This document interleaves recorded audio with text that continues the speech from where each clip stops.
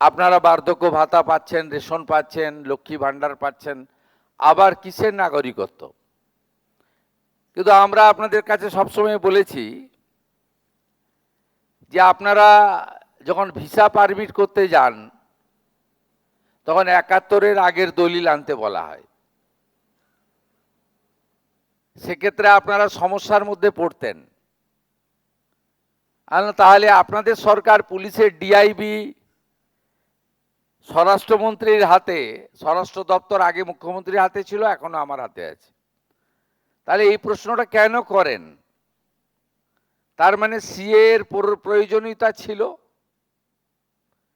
এবং আমরা যদি ইতিহাস পড়ি তাহলে দেখব ১৯৪৫ সাল থেকে পিআর ঠাকুরের নেতৃত্বে এই লড়াই চলে এসেছে এবং যারা বিভীষিকাময় দেশভাগ ৪৭, তারপরে ক্রমাগত প্রাণ বাঁচানোর জন্য এবং ধর্মীয় উৎপীড়নের কারণে যারা বাংলাদেশ থেকে চলে আসতে বাধ্য হয়েছেন, তারা বারে বারে এই দাবি বিভিন্ন সময়ে করেছেন যে আমাদের সহনাগরিকের মর্যাদা দেওয়া হোক। ২০১৯ সালে ঠাকুরনগরে যশস্বী প্রধানমন্ত্রী নরেন্দ্র মোদীজি একটি সভাতে এসেছিলেন। তিনি বলেছিলেন, জনতা জনার্দন যদি আমাকে আনে আমি সিএ আইন আনব। লড়াইটা কবেকার দেখুন, ৪৫-এর দাবি, ৪৭-এ দেশ স্বাধীন। কত লম্বা লড়াই। অনেকে অধৈর্য হয়ে যান আপনারা, ভোটার তালিকায় নামটা কোথায় গেল, আমার এটা হচ্ছে না, এসসি সার্টিফিকেটটা তো এখনো পেলাম না। কিন্তু আপনারা যদি একটু অতীত মন্থন করেন, কত লম্বা লড়াই কেউ ভাবেনি। অনেকে এসেছে, অনেকে গেছে। যিনি ১৯-এ কথা দিয়েছিলেন তিনি কিন্তু জেতার পরেই লোকসভার দুটো শেষ আপনার কক্ষেই পাস করিয়ে দেন। এবং এই আইনে কোথাও বলা ছিল না যে মুসলিমদের নাগরিকত্ব কেড়ে নেওয়া হবে। আজকে আমি ধন্যবাদ জানাই, তৃণমূলের মুসলিম এমএলএরাও এসেছেন। তারাও হয়তো বুঝেছেন। সেই সময় আপনি বলুন কত ঘটনা ১৯ সালে পশ্চিমবঙ্গে ঘটেছে, অশান্তি। হাজারদুয়ারি ট্রেন পুড়েছে, সাঁতরাগাছিতে বাস পোড়ানো হয়েছে। মুসলিমদের বোঝানো হয়েছিল যে এটা এনআরসি, কিন্তু এই আইনের কোথাও লেখা ছিল না যে কারো নাগরিকত্ব কেড়ে নেওয়া হচ্ছে। এই আইনে লেখা ছিল যে যারা ধর্মীয় সংখ্যালঘু, তারা আফগানিস্তান, পাকিস্তান, বাংলাদেশ থেকে ভারতে যারা এসেছেন ২০১৪ সালের ৩১শে ডিসেম্বর পর্যন্ত, তাদেরকে ভারত সরকার সহ নাগরিকত্বের মর্যাদা দেবে। কে কে ছি ছি বলা হয়েছে, এনআরসি বলা হয়েছে, ভুল বুঝিয়ে সরকারি সম্পত্তি ধ্বংস করা হয়েছে, অশান্তি হয়েছে রাজ্যে। লম্বা তালিকা, আমি পড়তে শুরু করলে ৪০ মিনিট লাগবে। তৎকালীন মুখ্যমন্ত্রী নিজে মিছিল করেছেন সিটির মোড় থেকে শ্যামবাজার পাঁচমাথার মোড় এই সিএ এর বিরুদ্ধে। অথচ আজকে উনার দলের যারা সমর্থক, তারাও এখন এসআইআর হওয়ার আগে পরে অ্যাপ্লাই করেছেন, কিছুজন পেয়েওছেন।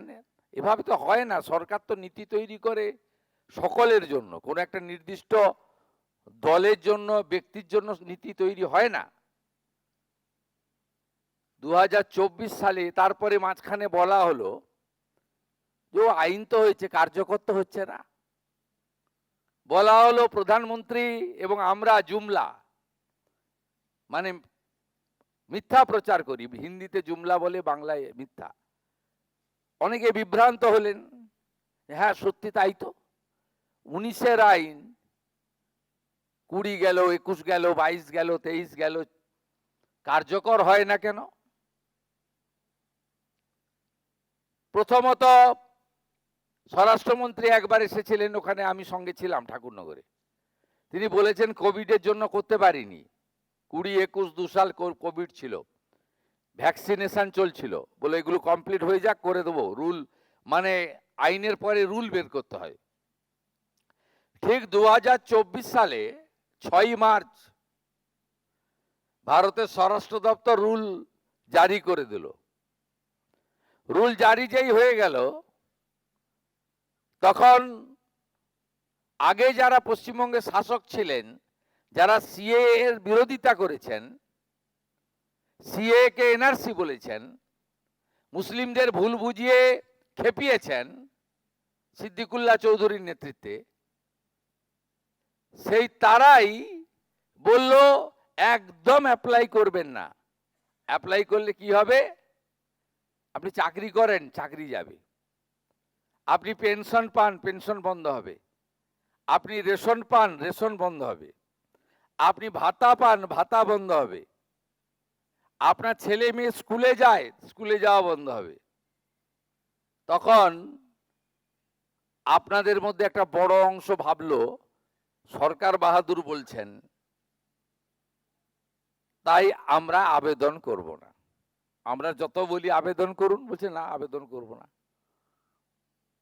বার্ধক্য ভাতা, বিধবা ভাতা, লক্ষ্মী ভান্ডার, চাকরি বাকরি, স্কলারশিপ, হ্যানা তেনা, রেশন সব বন্ধ হয়ে যাবে।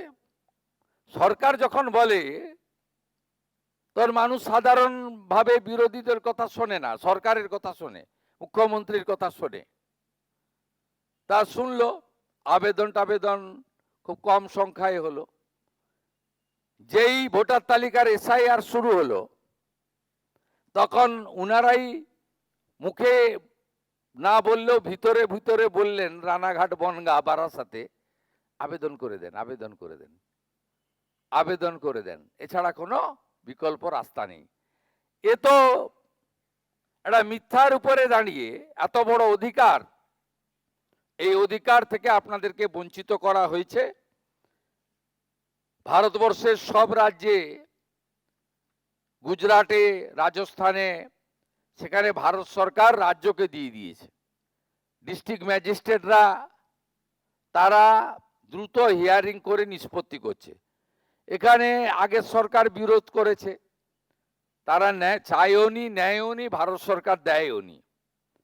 তা আমরা সরকারে এসেছি মাত্র 11 মাস। আমরা মোট এখন অবধি সিএ সার্টিফিকেট দেওয়া হয়েছে 23,956 জনকে।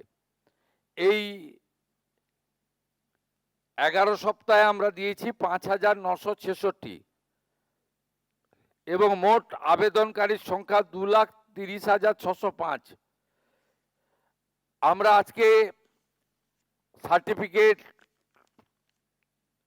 দেব অনেককে, এবং এখন অবধি জেলা ওয়াইজ যে সার্টিফিকেট পেয়েছেন, সর্বোচ্চ নদিয়া জেলা 10,191, তারপরে নর্থ 24 পরগনা জেলা 8,930, তারপরে অন্যান্য জেলা আছে। আমি আর সময় নষ্ট করছি না সবটা বলে।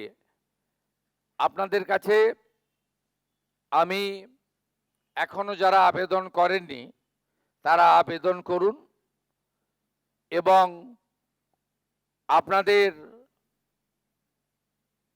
ওই ওবিসি এসসি সার্টিফিকেট সংক্রান্ত যে বিষয় ছিল, ইতিমধ্যে সার্কুলার করে দেওয়া হয়েছে। জানেন যে কনফিউশন ছিল আপনাদের একটা। দ্বিতীয় হচ্ছে 2014 পরে যারা এসেছেন তাদের জন্য 1 সেপ্টেম্বর 2025 ভারত সরকার আরেকটি নোটিশ করেছে।